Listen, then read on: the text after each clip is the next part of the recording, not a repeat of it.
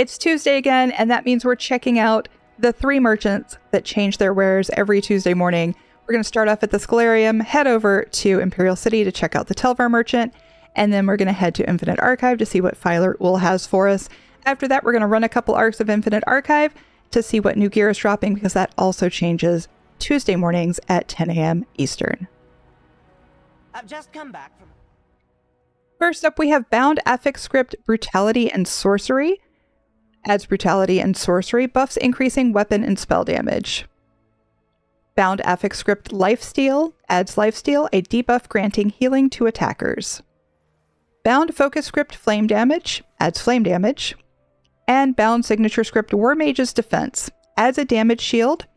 That is it. Let's head over to Imperial City. We're now in the Imperial Sewers, and we're going to see what Here's the Stone has for us. It's not like we... First up, we have Vardenfell treasure maps at 6,000 Telvar each. We do have the Pantamriel event coming up on Thursday where we'll have an extra chance of getting furnishings and leads and things like that from the maps. I don't know if I'll have an extra chance to get, say, the buoyant armature motif. Even with all that considered, I don't know that it's worth 6,000 Telvar, but Vardenfell brings us Defiler gear, War Maiden, and Warrior Poet. Also, there's plenty of paintings. And of course, the buoyant armature motif, like I mentioned. So you can decide for yourself if it's worth 6,000 Telvar. Bound Affix Script Evasion adds Evasion, a buff reducing damage from area effects. Bound Affix Script Uncertainty adds Uncertainty, a debuff reducing weapon critical damage. Bound Focus Script Frost Damage adds Frost Damage. And Bound Signature Script Cavalier's Charge adds an increase to damage as ability persists effect. Next up is Fragment of the Sunspire. This is for the Puncture Lava Burst skill style. It's one of 6 pieces. This one does drop from the final boss in Sunspire.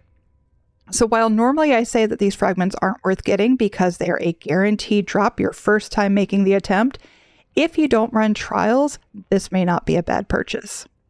Our leads. First lead is the Petrified Daedroth Horn. This is for Spalder of Ruin Mythic. And it drops from the Deadlands world boss, the Abomination Circle.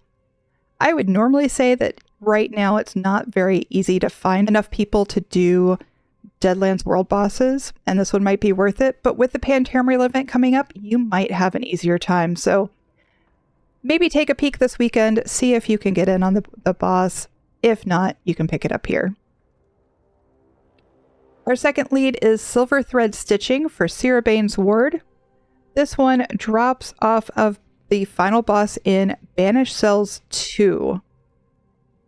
Remember, you can get that in normal, so not necessarily a difficult one to get, but it can take several runs to get it. So 25,000 Telvar, probably not worth it to me, but I don't spend a lot of time in Imperial City to collect those Telvars, so you may find this one more worthwhile. I'm a little bit more excited about these. Powerful Assault is a pretty good support set, pretty popular. For 100,000 Telvar for the necklace and ring, that's pretty good. And then also we have our Steadfast Hero necklace and ring. Okay, time to head over to Infinite Archive. And finally, let's see what Filer Ul has for us in Infinite Archive. I had to use... We're going to save books for now. Our map is Deshaan. Deshaan gives us Mother's Sorrow, Night Mother's Embrace, and Plague Doctor. And digging up maps gives you a chance for a lead for Ancestral Nord boots or maces. Archival Riddles. Consume 20 Archival Riddles to unlock the Archival Veteran Achievement and the Veteran of the Infinite body art. Here is your body art.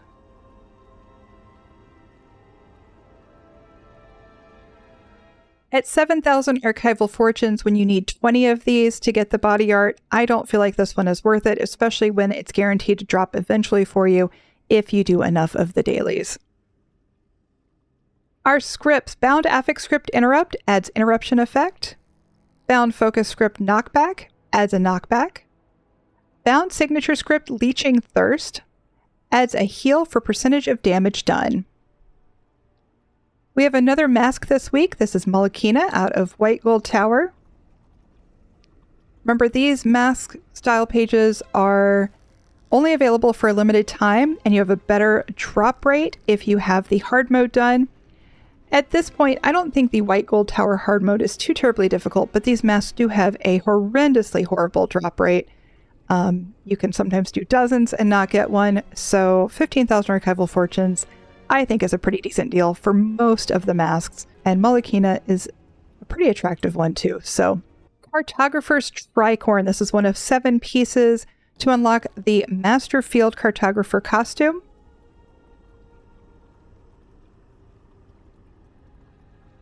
They all drop out of the public dungeon in Blackreach, Greymore Caverns from the Nachuthankarst public dungeon. They're a lot easier to get than they used to be, and it looks like on PCNA they're only about 2,500 to 3,000 gold a piece. I think I would skip this one. Companion equipment, heavy armor. I never recommend armor for the companion gear out of Infinite Archive. When you buy it with Archival Fortunes, it is bound, and then you are at the mercy of RNG to get a trait that you actually want. I don't think it's worth it. Fragment of the Crazed. This is for the Annulment Vibrant Yellow skill style and drops off of the world boss Sortha the Crazed in Cold Harbor. This is a guaranteed drop, so grab a friend, go do the world boss, and you've got it. I don't think it's worth even 1,000 archival fortunes. We're skipping books. Our 2 leads this week. The first one is Dried Bloodtooth. This is for the Spore Savant body marks and drops from Fungal Grotto 2. However, keep in mind that you will need Telvanni Peninsula in order to be able to dig this one up, or even to buy it. The game won't let you buy it if you don't have Telvanni Peninsula. So I don't know how difficult this one is to get or how excited I am about Spore Savant body marks, but here are our Spore Savant body marks. And our second lead is Druidic Pestle. Please don't buy this one. Please don't buy this one. This one came out with High Isle. The lead, however, is a static lead. It's another one of those that you just walk over to it and pick it up off the ground. Please do not spend 5,000 archival fortunes just because it's gold, just because it's a lead. Just go over to Aminos in High Isle and go pick it up. Please. Don't spend archival fortunes on it. It is free and guaranteed. No RNG involved. All right, and lastly, our books. We have A Feast Among the Dead, Chapter 4. This one drops out of Infinite Archive, but the eidetic memory comes from Necrom near Elite Provisions. If you don't know how eidetic memory works and how it relates to these furnishings, please make sure to check out the link below. And our second book is Invocation of Hersine. This is going to be great for Housers who want to RP just a little bit. And this one drops out of Scrivener's Hall, which has a notoriously horrible drop rate for books. The eidetic memory, however, comes out of Banker Eye. And that is everything Filer Ul has for us. Let's go run some Infinite Archive and see what new gear is dropping. After a couple arcs of Infinite Archive, we found that gear is dropping from Rivenspire. That includes Darkstride, Necropotence, and Vampire Cloak. And then the DLC zone is Vardenfell, which again includes Defiler, War Maiden, and Warrior Poet. The other thing to note is that Defiler breaks down into refined bone mold resin, which is used in furnishings, the Hilalu furnishings. However, it's only selling for about 600 to 800 gold right now on PCNA, so I don't know if that's enough of a draw to get you into Infinite Archive, but if you have other reasons to come in this week, it's a good one to do it.